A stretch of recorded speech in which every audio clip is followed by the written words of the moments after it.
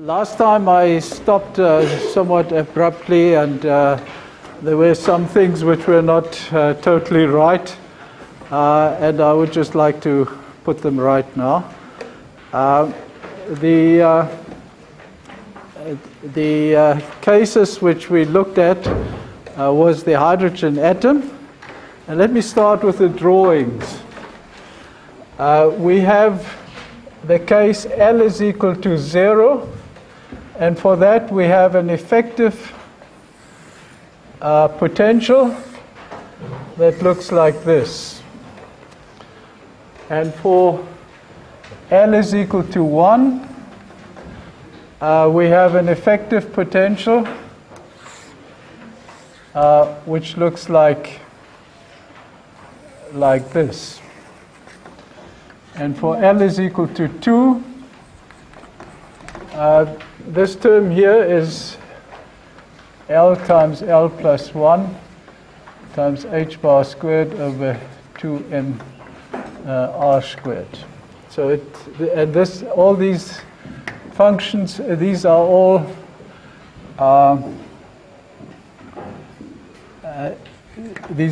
the effective potentials as a function of r. And for L is equal to 2, the thing looks more like there's more over here because it's L times L plus 1. The L value there is 2, so this additional term is bigger, and so it moves out more, and then it doesn't go as deep as this, and it looks like that. So these are the effective potentials for the first three L values. Now we get, if we solve the Schrödinger equation, we get a solution here, which we call the n is equal to. So that is now an energy. I'm drawing an energy on the same level where we drew the potentials.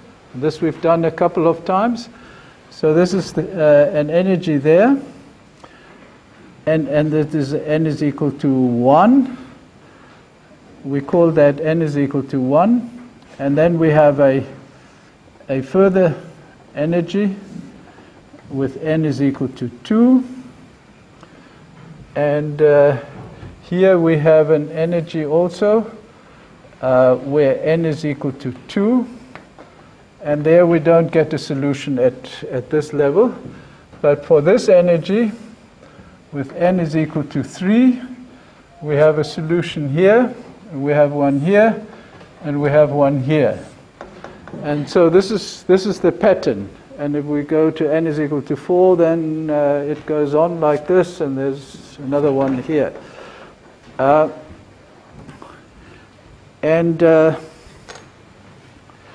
So these energies are what we call degenerate.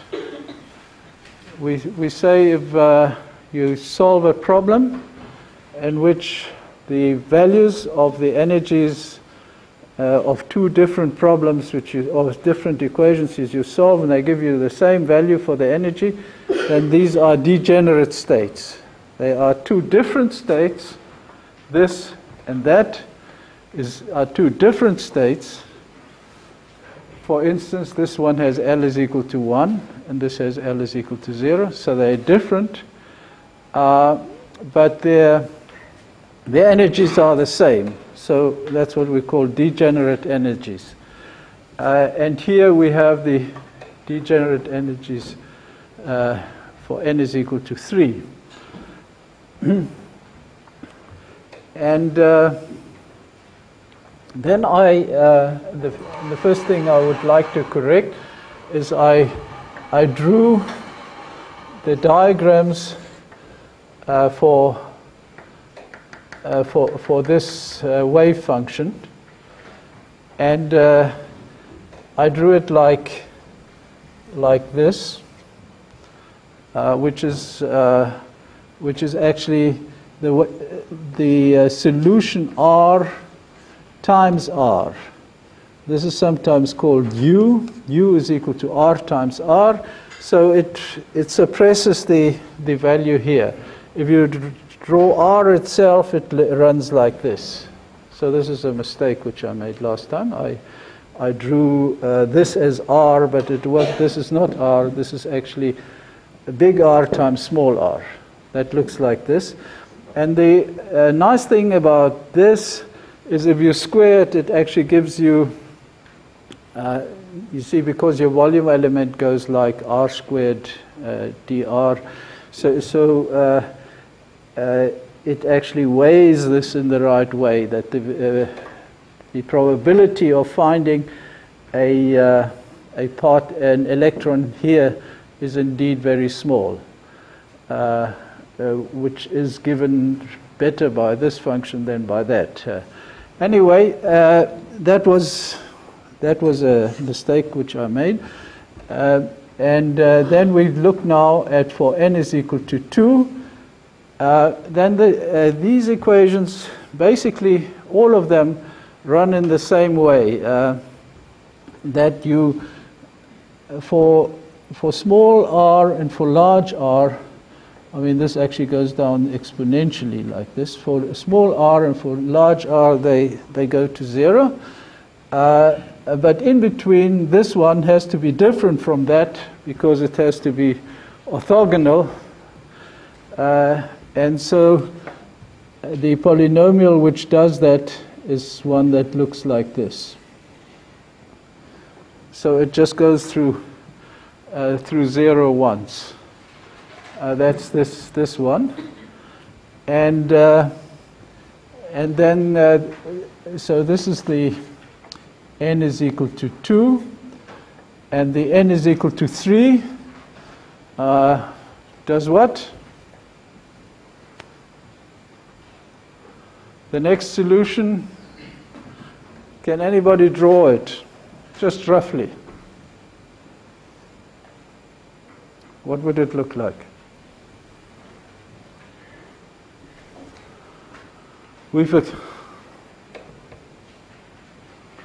Someone come up and draw it.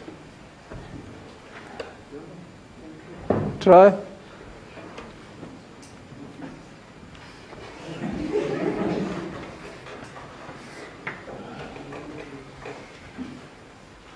That's right. So it's easy. I mean, the game is easy. I mean, this is the game. Anybody can play it. Huh? Okay? We can all play this game. It's very easy. To see the exact form, we have to do some mathematics. But just to see what the patterns are, we just follow an easy rule. Do these patterns. Huh? So that is for this one. Huh? Okay, and if we now repeat this story for L is equal to 1, so it stays 0 here because the electron can't come closer because of the centrifugal part. This part, it pushes it away, so it is more in this region. And so, what will this state look like? Next one. What would it look like?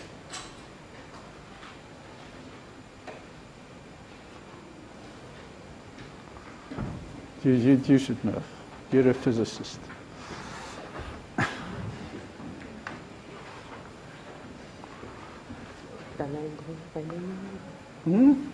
What do you think this thing with this state would look for U is equal to R times R? We plot here, and we just want to see what this looks like after we've discussed how these look like.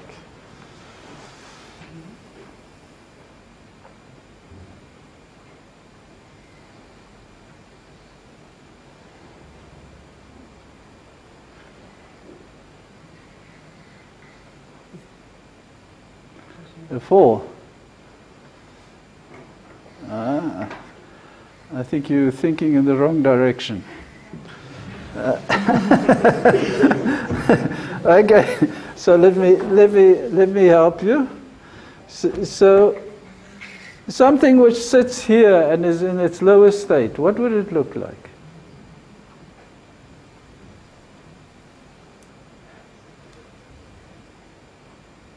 Try again.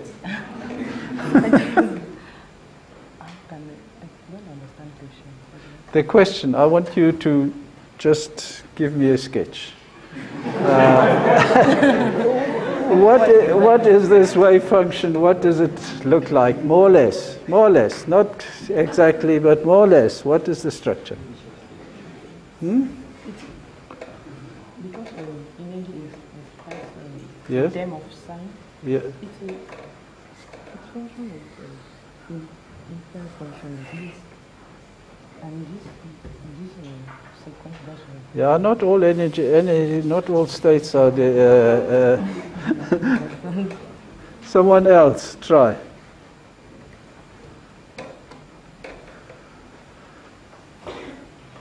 Well, I just want to give you a feel how to look at these things.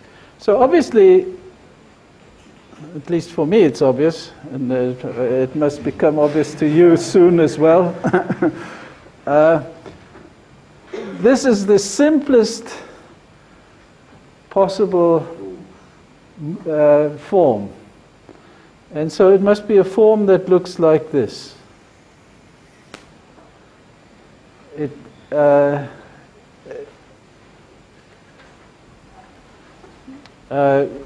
Well, it can go a little further here maybe, but something like this. It must be like this. Because then basically the kinetic energy of such a state is given by the second derivative. And so if the second derivative, you want to try and make the second derivative as small as possible for the form of the wave function. And the second derivative of this function, for a function which rises and goes back as small as you can get. If you do this now, if you look at that one, well then the whole thing repeats itself. We will now get something that looks like this. That's for that state. And for the next state we will have one that goes to, for the state up here, we'll have one that goes through it twice. And for this state, what does it look like?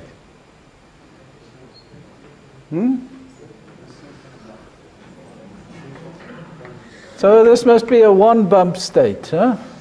Just has one bump, this one. And the next state on top of it has two bumps, and so on.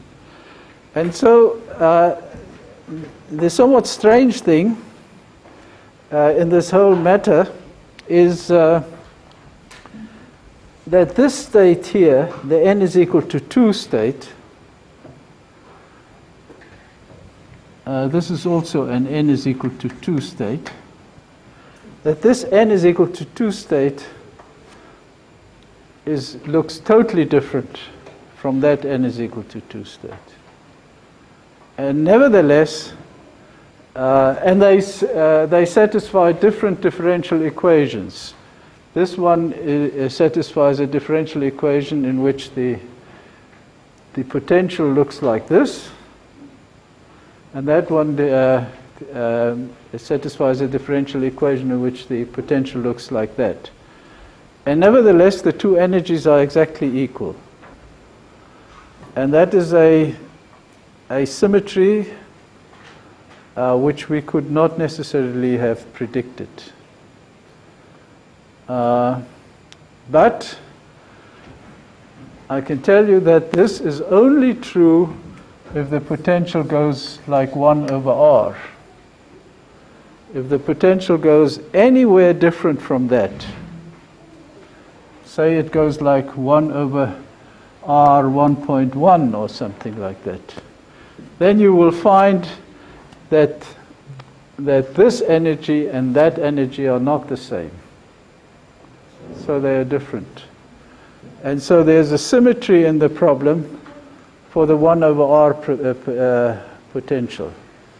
And does that ring a bell? Do you think the 1 over R potential is very something special?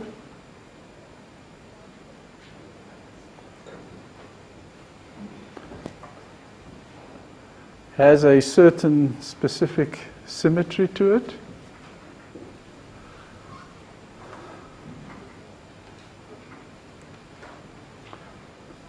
Have we had the 1 over R potential previously? Where was that? Speak up, please. The planets. Yeah. So, in the form of the planets, we also had the 1 over R potential, and that did what? What happened at the planets which was also somewhat unexpected?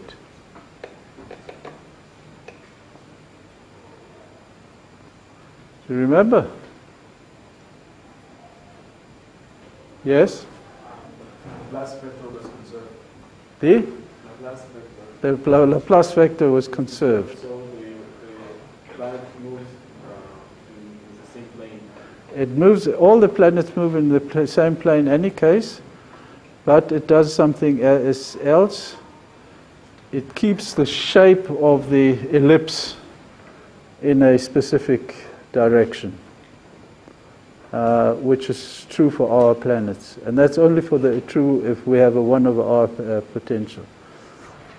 And here, this specific degeneracy, that these energies are the same, is actually a quantum mechanical reflection of that symmetry.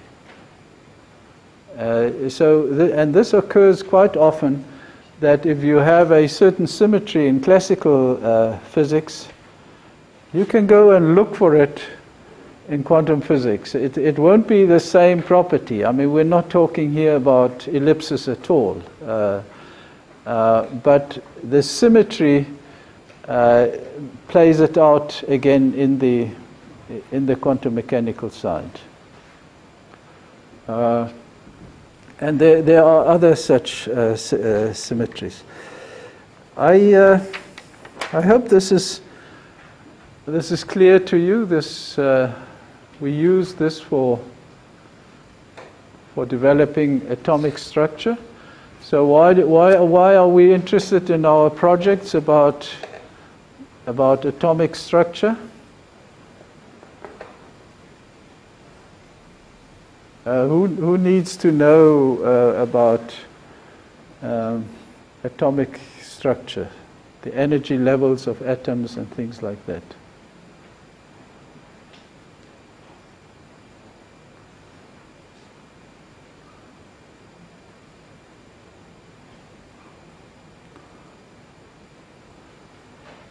See, we have three areas in the spectrum of the black body radiation. We have the infrared, and what sort of absorption do we have in infrared?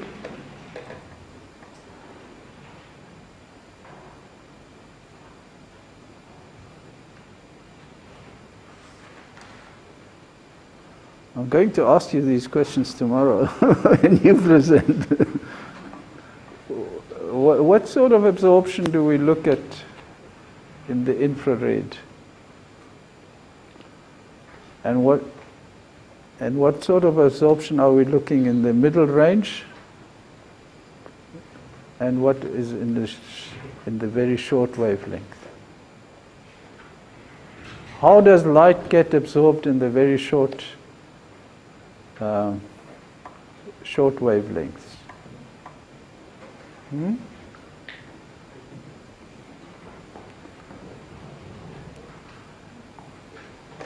by exciting atomic states. So it's exciting these atomic states.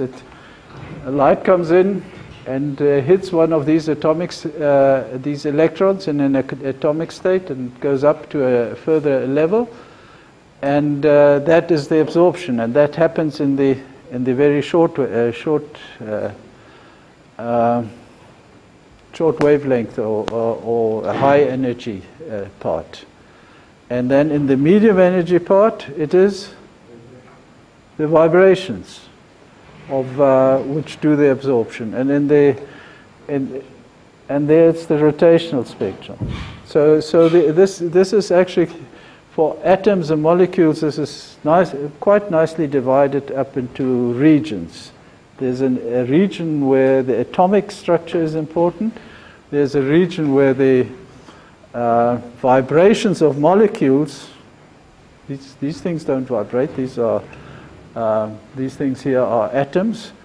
But if you have two atoms together and they vibrate, then towards each other, then they give you a certain spectrum, and that falls in that middle region. And then you have the possibility of the molecule rotating, and those rotation spectra are in the in the long wavelength limit, the low energy. Okay.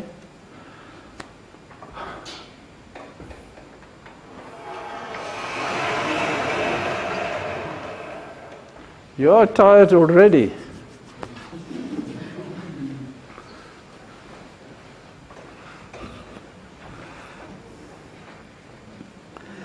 I just want to briefly sketch, and I won't do much about it, but I just want to briefly sketch the ideas around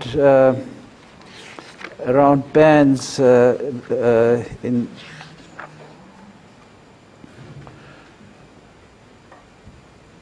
Let us assume we have an atom like hydrogen, which has one electron.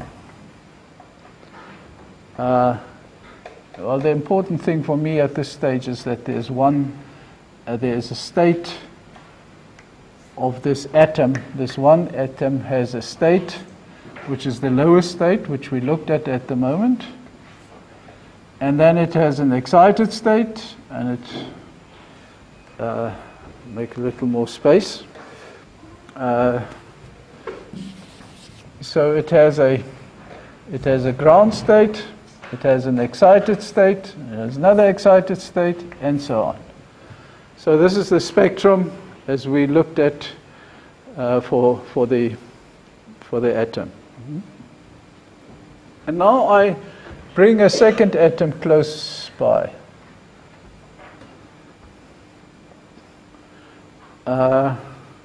Well, it also has this spectrum, like this.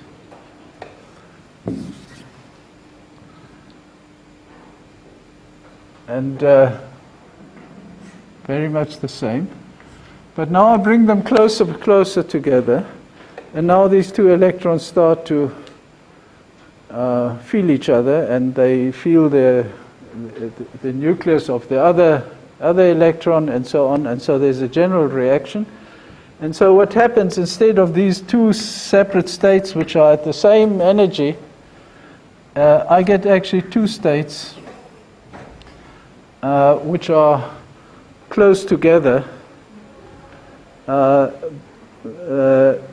at more or less the same energy. And then here I get another two states, and here I get another two states, and there I get another two states, okay?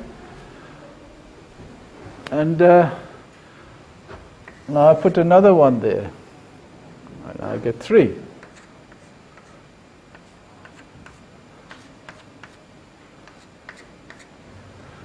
And now I put 10 to the power 20 atoms in this row.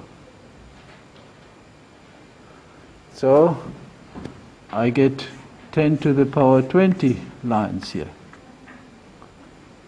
And here too.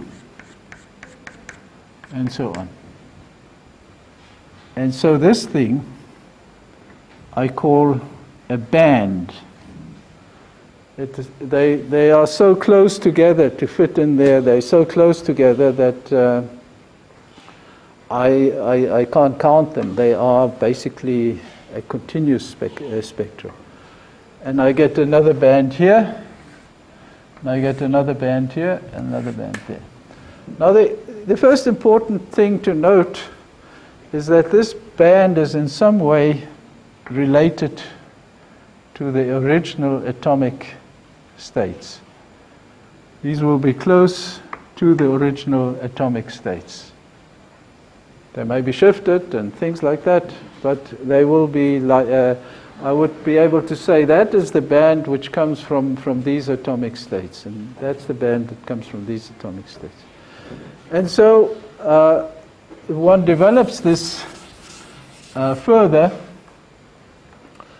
one gets a band structure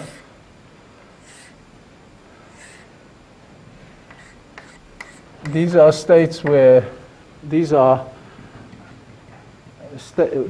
places where there are states, and here too, and there's nothing here.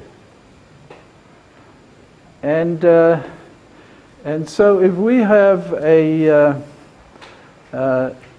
piece of material, which by the way is put together by the electrons itself, the electrons themselves, they put them together, and I haven't talked about this. I've just said I put them together myself. But if the electrons do that, then there's a lot of mechanics which we have to worry about.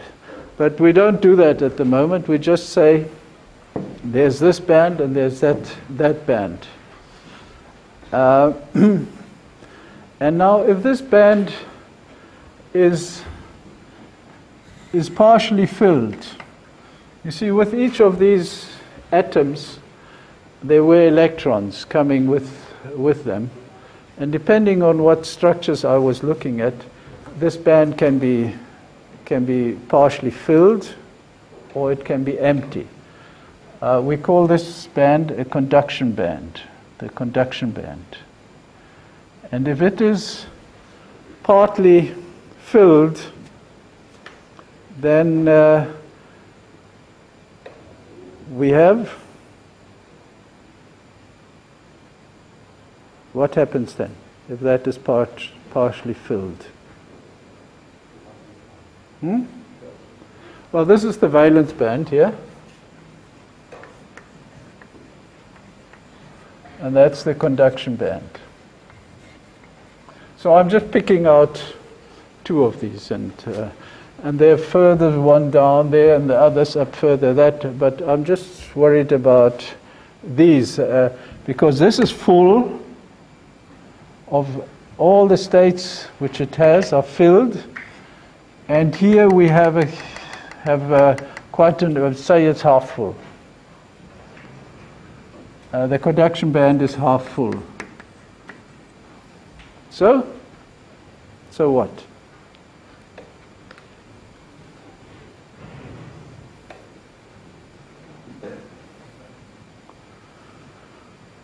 What would that thing do?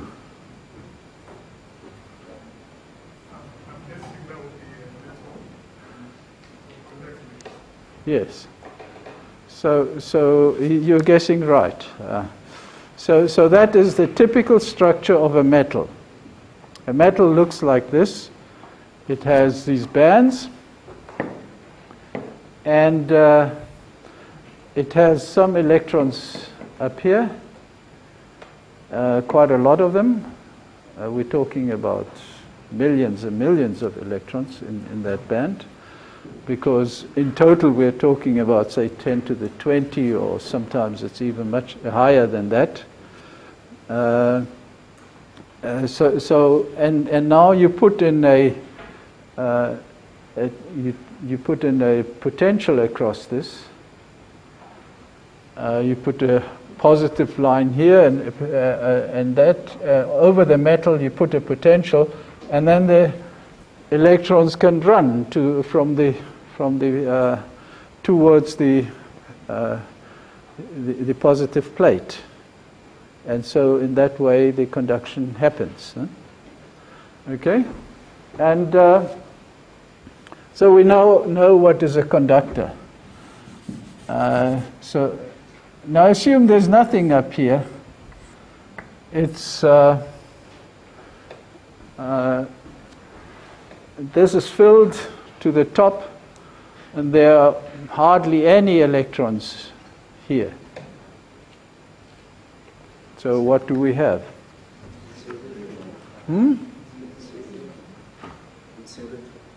An insulator. Yeah, so we have an insulator because these electrons have no room to move. They are, where they put, and you put a voltage across them, they cannot react to it. They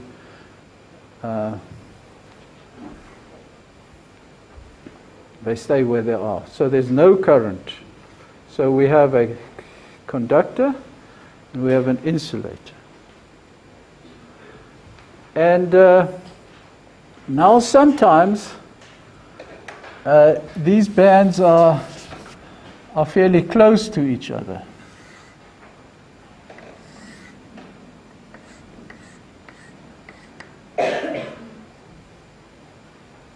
And what do we have then? Then we have a semiconductor. Okay? So why do we have a semiconductor? Because, for instance, if you just look at the form of the electrons here, and you take you plot the energy levels here, then they go up to here. There's a dense number of possible states where the electrons can be, and then from here there are possible and there are none there. This is for a very cold system, but if I heat it up at just a little bit, room temperature, then the distribution for K is equal to temperature 0, the distribution of number of electrons, the number of the electrons through these states, as I look them up, would look like this.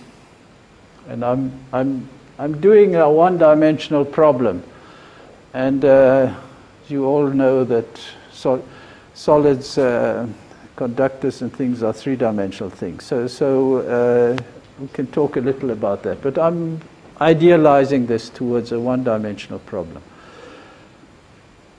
And now, what happens when the temperature increases a little?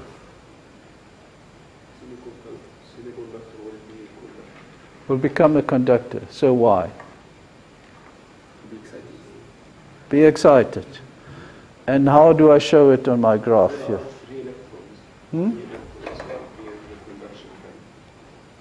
Three. Free electrons, yeah. Okay. So how do I draw this here? So I draw it this way, that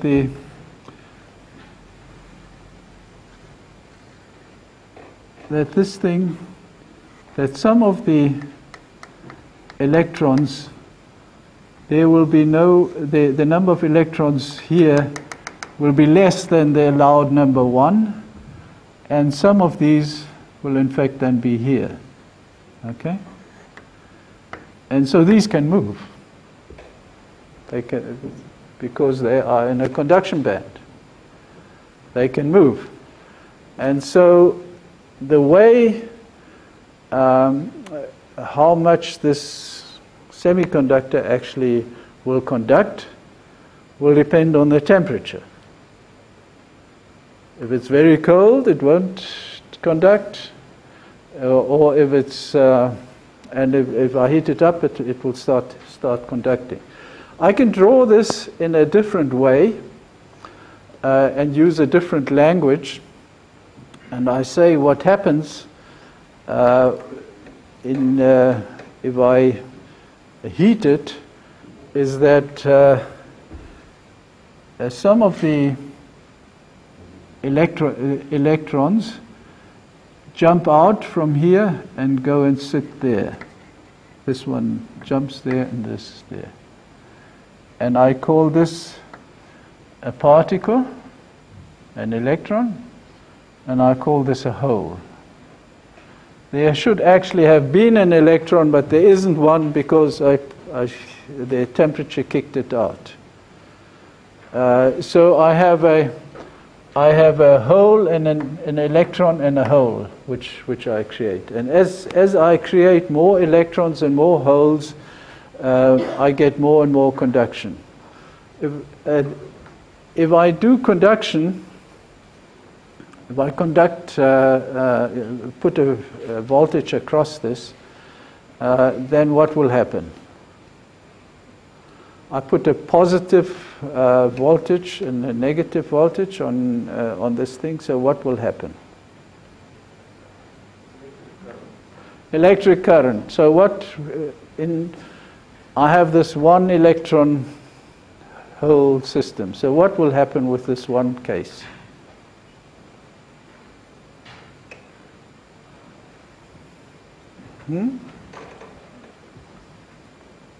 I have this material, which is a semiconductor, and I make a hole and an electron by raising the one electron from the valence band into the conduction band. So what will happen now? Put a voltage across it.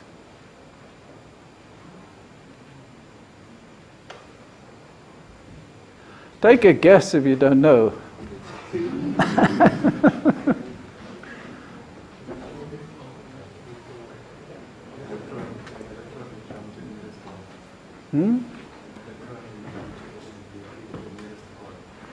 The electron will move to the positive plate. So the electron will be attracted to the positive plate. Do you all agree with that? That's what's going. No, you don't agree. What do you say? The electron will flow through the cell and recombine from the whole way. It will recombine. But if they are a bit far apart, and I put this voltage across it, I catch it before it recombines. I catch it before it recombines. So what happens? When it goes to the last, to the conduction band, the hole that is created, if it has electrons equally move to the created form, it may not necessarily come back to the original hole. So this is an energy diagram. So let's just draw a position of the whole thing. So I have this material which we all agree is a semiconductor, and I have created an electron here, and it has jumped out of its hole, and the hole is left there. And now I put in a positive charge, positive voltage there, and a negative voltage there. So what happens?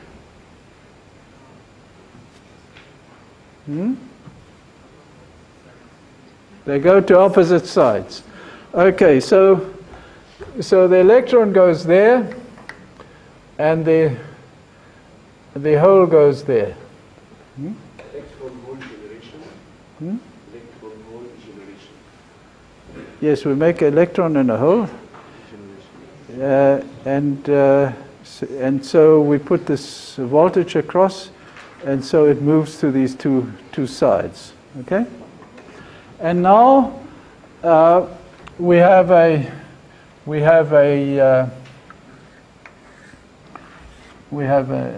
circuit outside, and so this thing gets an electron from the battery, And so it fills that hole, and this thing goes this side and goes into the battery. Yeah? So there's a current flowing. It's the way the current flows. Okay? So now if I make many of these, the current becomes bigger. And so the current becomes a function of temperature, and so I get all sorts of things. Now I can also make this electron hole pair in another way, in probably many other ways, but one other way I would like you to mention. What other way can I?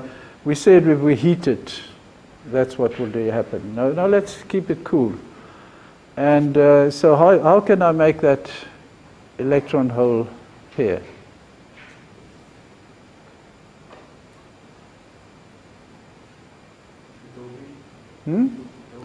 Doping. Well, I don't know what you're talking about. I don't know what that is. I'll get you to explain it to us just now. It's a bit too early for the word doping. It's a good word, but one way of doing that. So what other way can I have this now, and what other way can I get the electron to jump into the next band?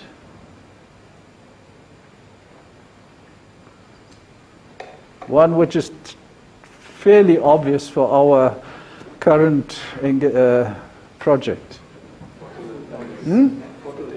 Yeah.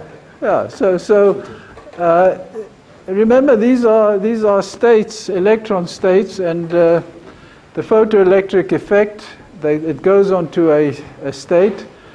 And so it takes this electron and it takes it up there. So the diagram is this. I have a photon coming in, and what I create out of it is a hole and an electron. And the electron is negatively charged and the hole is positively charged.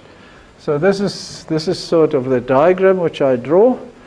I create an electron-positron pair. And so when I do this thing, again, that thing there can be a circuit. It can run. And I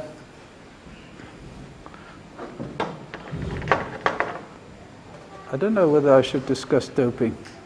Yeah. Huh? I think the photon can make forces without doping. Can't do without doping. You should make doping to decrease the band gap.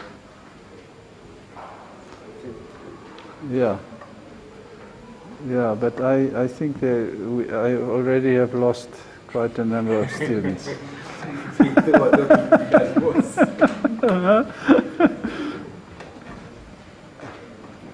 Can I just I mean, this is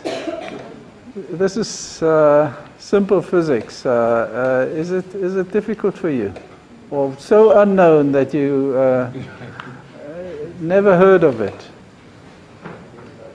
You want to ask some questions about it? Yeah.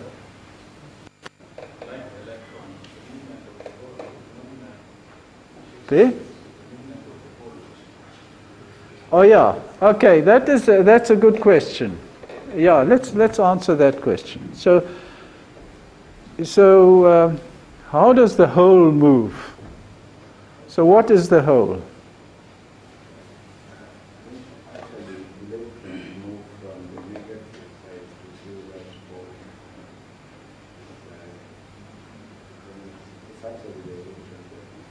Yeah. So that's a good answer. So what if I say this hole is moving? What is a hole that is moving?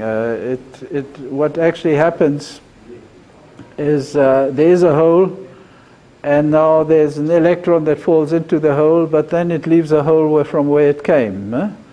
And then it falls in, the next one falls into that. So this is a repeated process of this electron going over there, and this electron going over there, and so on, and so they fall into in a sequence of holes.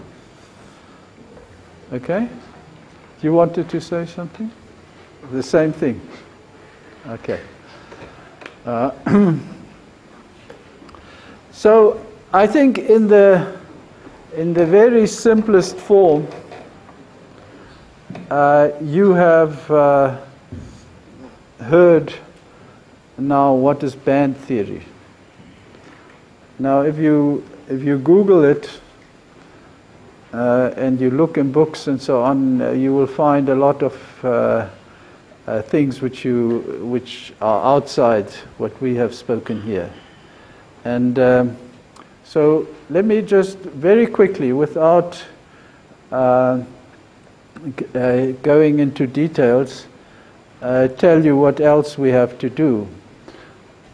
You see, we're talking about these electrons which move freely in a metal. And we talk about them in the way as we talk about something moving freely here. But the electrons cannot move freely in the metal because there are, every now and then there is an atom. And so whenever the electron moves past here, it sees, oh, here's an atom, here's an atom, here's an atom. So it feels it's moving freely, but it's always being irritated by the atoms. Like you go on a train and it goes cluck, cluck, cluck, cluck, cluck, cluck, wherever they make the connection. So this electron feels the same way. It's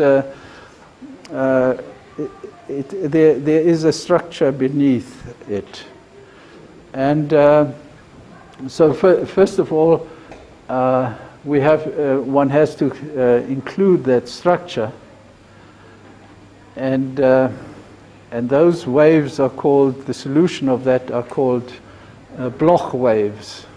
Just to give you a name, if you've come across that has if you see that, then that is what it is about. But what is more, it is not a one-dimensional problem. It's a three-dimensional problem. But okay, if we have this dimension and that dimension and that dimension, then we already know we treat each dimension separately, and that's fine. But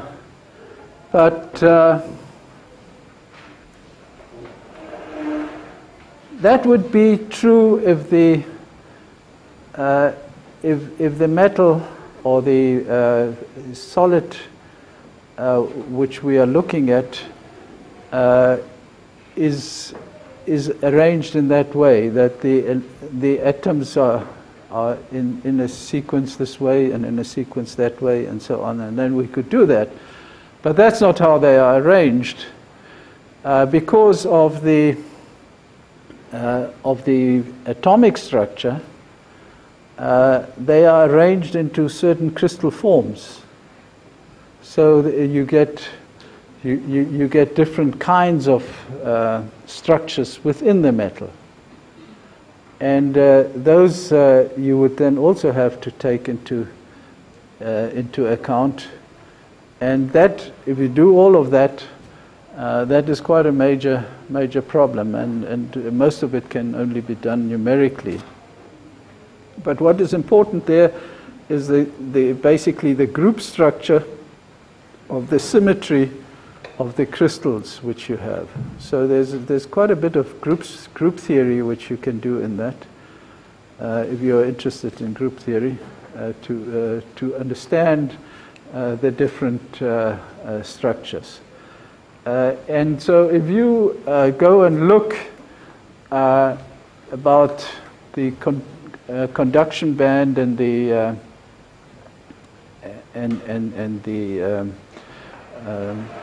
valence band in the literature, you won't get such nice straight lines as I have drawn here.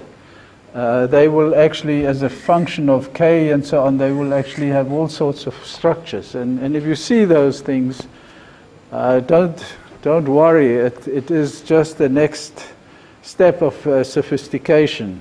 The basic idea is what we have discussed. But in principle, to find the exact forms in which all these things work and so on, you have to do a lot of work. And we are not going to do that. But I think if you know the different steps which need to be taken to understand that structure, then you are already on your way to know then in order to do that, I still have to study that, and in order to do that, I still have to study that, and so on. Are there any questions on this? I don't think I will discuss doping now. Doping is, you see, why I discuss all this, of course, is because we have some experts working on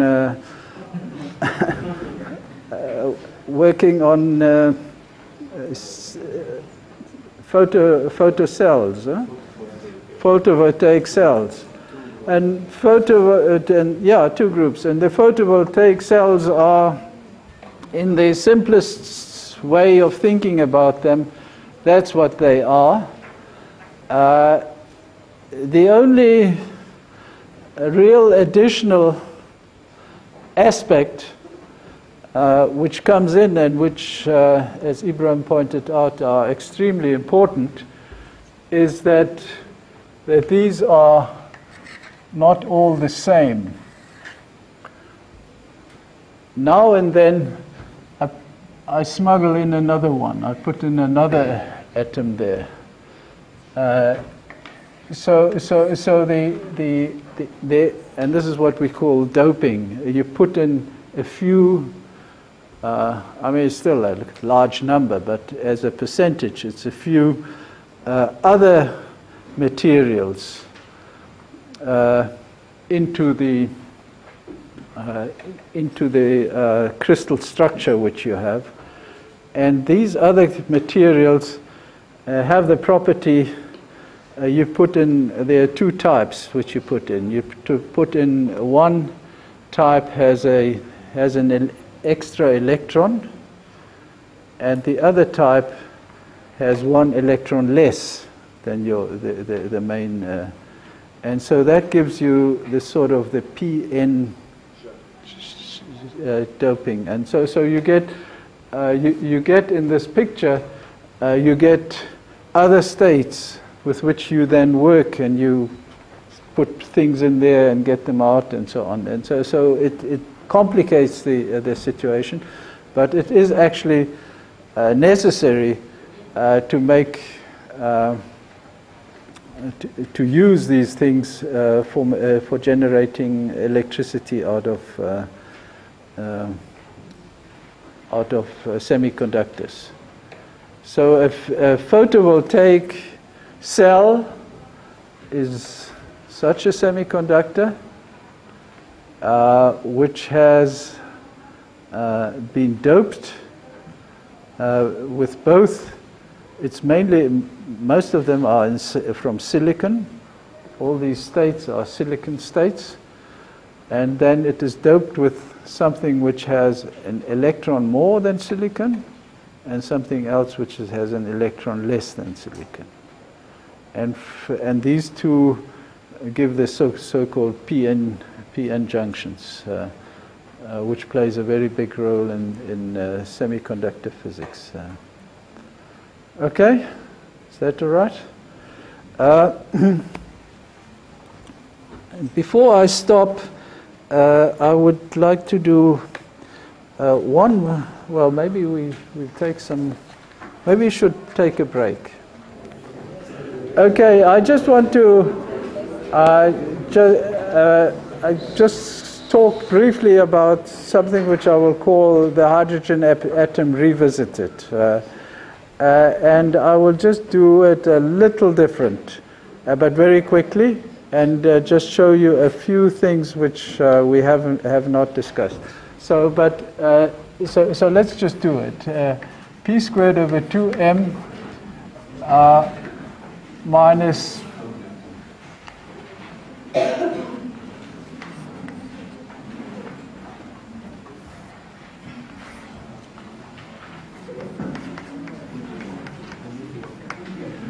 So now, the thing I want to do now is I want to introduce the angular momentum directly. I don't want to go through this differentiation of, you see what we did is we put del squared in there, and then we had all these angles and things like that. And I want to avoid that. I want to have a short, clean process in which we don't need to do that. And so what we did in the planets, we introduced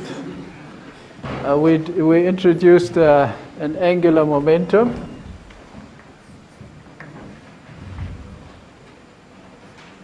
which was r cross p. This was a vector too. So we want to do that again. We introduce this. Now the p is a differential operator, but that doesn't matter. We are going to work with it as it is. And now we're looking at L squared. And the form we are going to write for L squared is now r squared p squared, and then plus p r squared p pr. So pr, remember pr is the r in the is the momentum in the r direction. PR is, if we have P, we can write it as R PR, PR. And so if we quantize that, then that would be H bar over I ddr. And there's one somewhat tricky point here, which I don't want to spend time on. Sorry, this must be a minus, actually.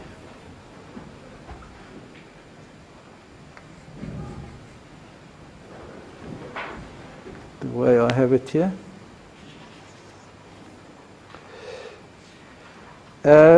And so what we now do is, as we did before, if we want to have p squared over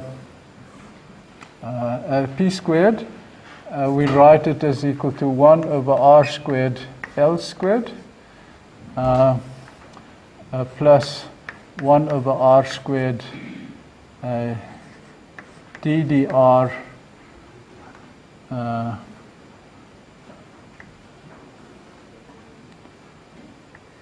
h bar over I ddr, and then r squared h bar over I ddr.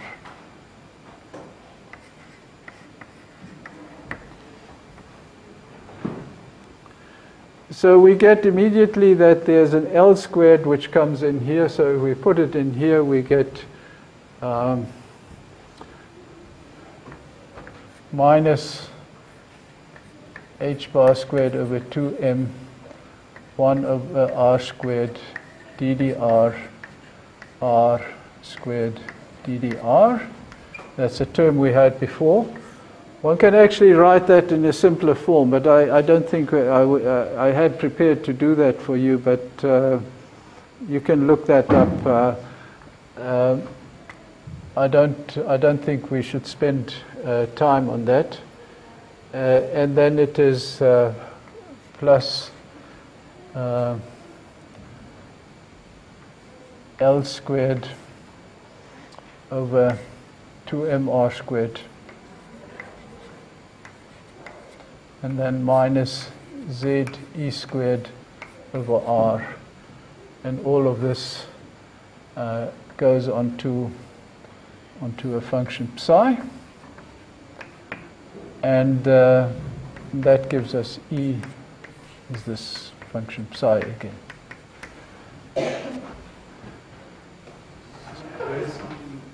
Hmm?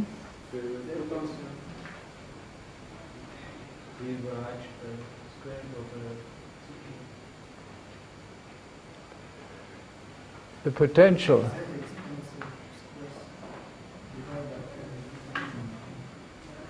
The p squared.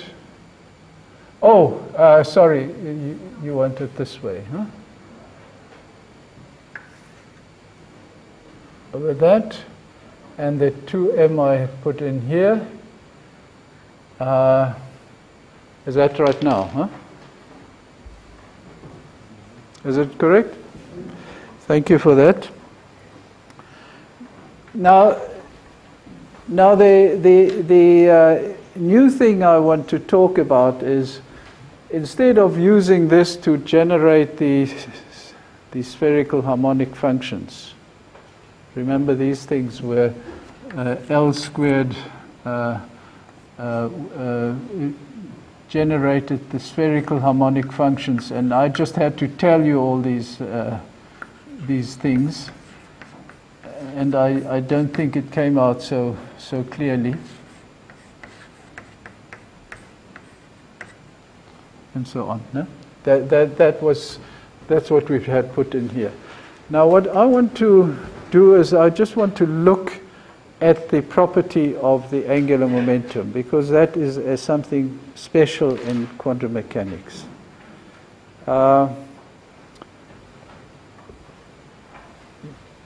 We know what the angular momentum is as a vector.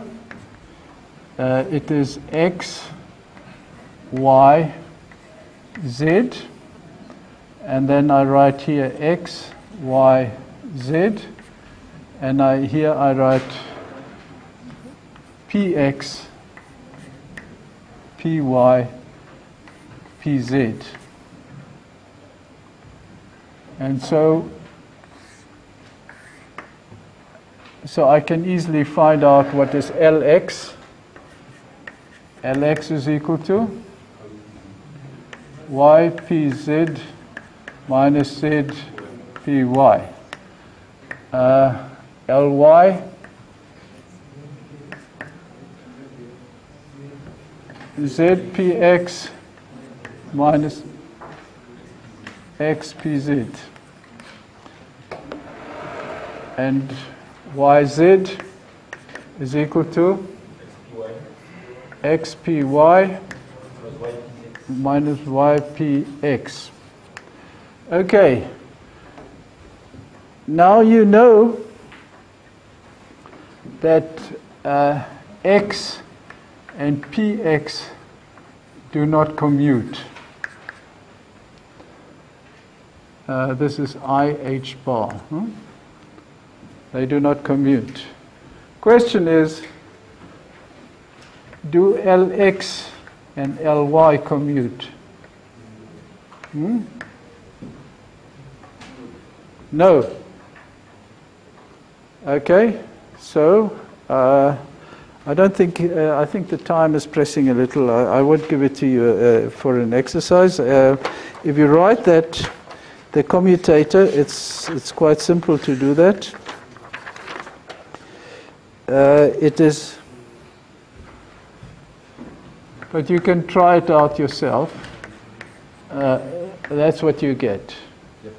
The commutator will give you that, and any two of these you can now circle this. Huh? So if you use y, x, y, z, y, Z is I H bar Lx and so on. No? So these are the commutators. So what does it mean that they do not commute? Lx and Ly do not commute. If you apply Lx first, different if you apply xy first. Yes. So the thing is, you can't measure both simultaneously. So you can measure the one and get a value, and then you measure the other one, and if you do it in a different sequence, you get something else. They don't commute. Huh? And so it means you cannot construct a measurement for which you can give the value of Lx, Ly, and Lz. You can't do that. You can only choose one of them. You can decide everything you measure, you will just measure Lz. And that you can do repeatedly. You can measure Lz and measure Lz again and again and so on. So that gives you, each L commutes with itself, but it doesn't commute with the other L's. So they cannot be simultaneously made eigenstates, states which have values of m. Now you have a structure. Well, the next question you can ask yourself is, what about Lx and L squared? They commute. So what you do here is you write it as Lx squared plus Ly squared plus Lz squared. And you use these commutations. I mean, this commutes with it, of course, and that works like differentiating twice, and that one the same way. And then you find that this is equal to 0. I think of those who didn't know that, a lot of you seem to know that already, but those who didn't know that can easily do this exercise. It's a very simple exercise. I think Lz squares. Yes. You always keep me honest. So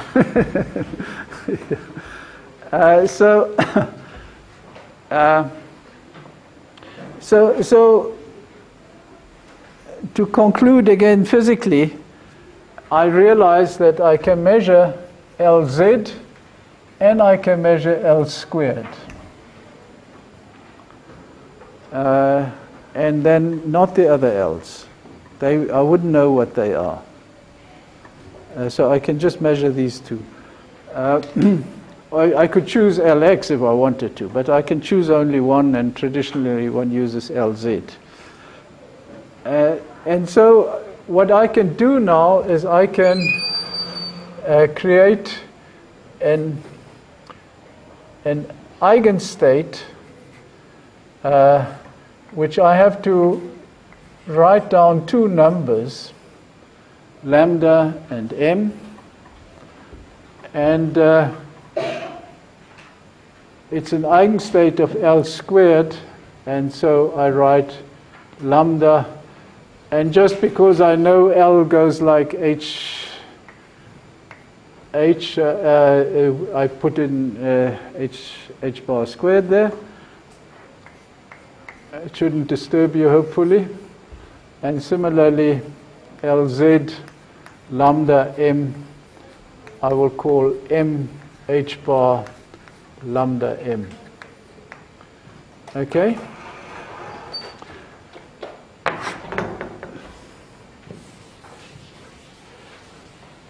Now the next step is to construct. So I have these things. I don't know what they are.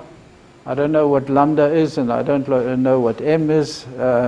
I just know that there must be. I am able to find such eigenstates. I don't know what their possible values are, and I'm going to try and find out.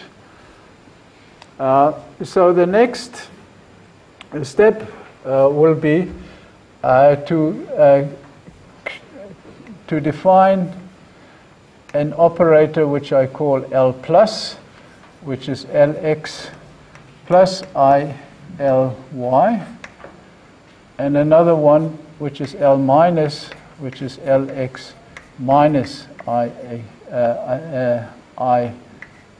Ly. And then if I look at the commutation relations between these with Lz,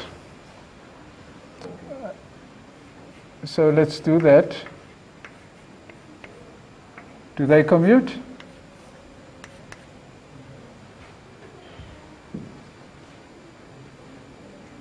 So Lz with Lx,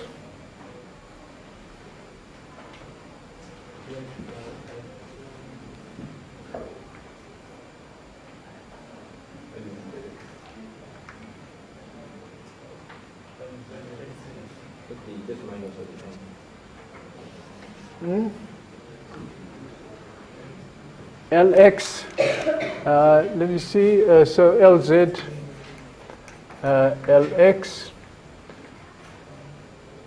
is equal to IH bar Ly. Huh? Is that correct? Yep. You're checking me? So I can do L plus. I get here Lz with Lx.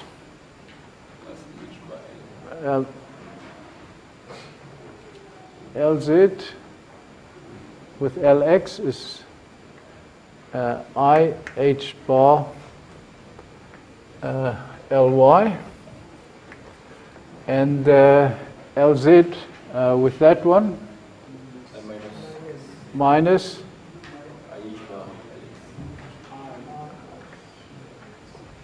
I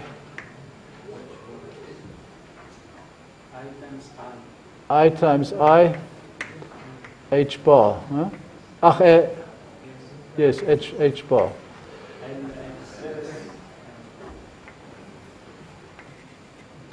And so this becomes a plus, and so this thing then becomes L plus. Huh?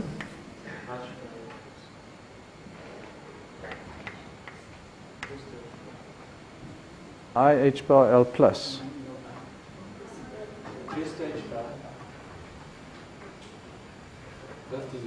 Oh yeah, yeah, like that. Yeah, H bar Lx plus, L plus. And similar, if I do the same thing with L minus, then I will get here minus. And so I can now, as we did in the past with the harmonic oscillator, I can now look what happens to a state. I make a new state, L plus on lambda m, and I want to look what is its Lz value. And so I can use this. This is Lz, L plus minus L plus Lz. And I can take that over here. So it becomes plus. So I get L plus on Lz times this state, which is m times this state.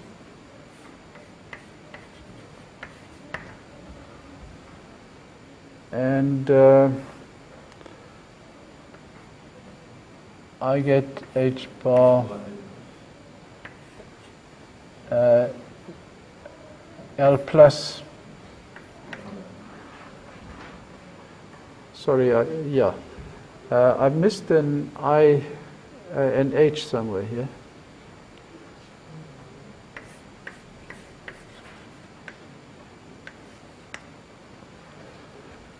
Let me see.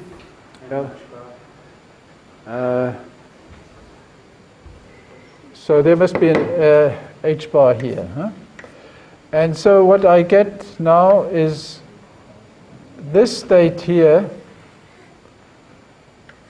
I get that state twice. Let me take the M out. The M, put it in front here. Then I get M plus 1 times H bar L plus on this state. Okay? And in a similar way, with LZ, with putting L minus on it, I get a step down. And so as we had with the harmonic oscillator, I now have two ladder operators. We call them ladder operators. En français, échelle. Échelle operateur, échelle. Scale. Yes. Scale is a shape, but what do you buy? So the thing what I've shown now here is that if I put an L plus on that state, then that state gives me an M value which is one more. Okay? Palier. Okay. And then and then I can do it again, and that gives me M plus 2. And so I have a ladder operator which takes me up this ladder, and I have another one by putting L minus towards it, which takes me down this ladder.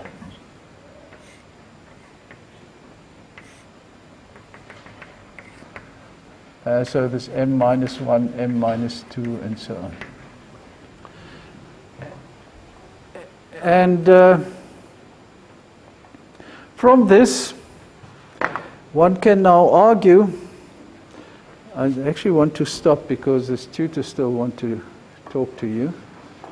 One can now argue that somewhere on the top side and on the bottom side, I have to break this sequence because L squared, Lz squared cannot be bigger than L squared. So there's a limit to what M, the value of M. The value of M is the value, this value. What I get is that M squared must be, or at least lambda minus M squared must be greater than or equal to 0. And so that gives me a limit on the value of the M's which I have. I can go up to a certain value, and I can go down to a certain value. And I think for those who are interested, you can just look at this up. It's very simple now. The point is that the maximum value of M and the minimum value of M are plus L and minus L. And the only argument I use is that the values are limited.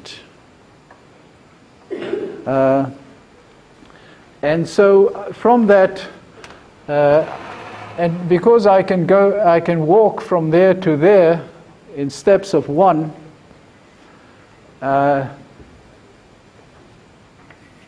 2L must be equal to an integer, some integer n, which means L must be an integer or a half integer. And that is actually a very interesting point in the cases we have had so far, L was an integer and not a half integer.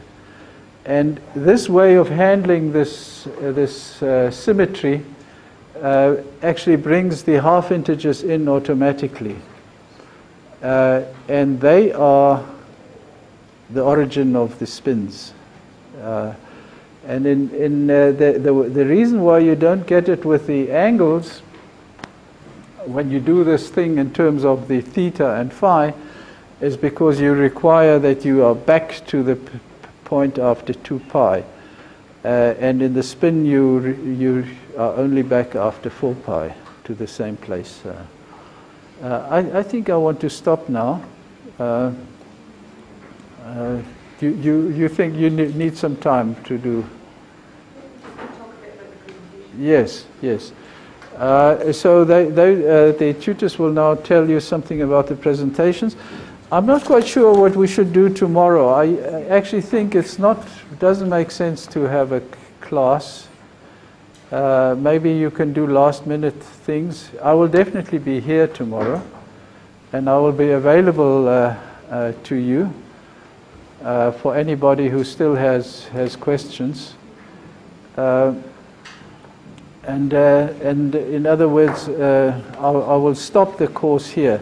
Now let me tell you, just before I stop, I'll just tell you what I wanted to do, and then you can judge how successful that was. I'm not 100% certain that I reached the objective which I wanted to reach, but what I wanted to do is give you, like the course is called, some concepts in physics.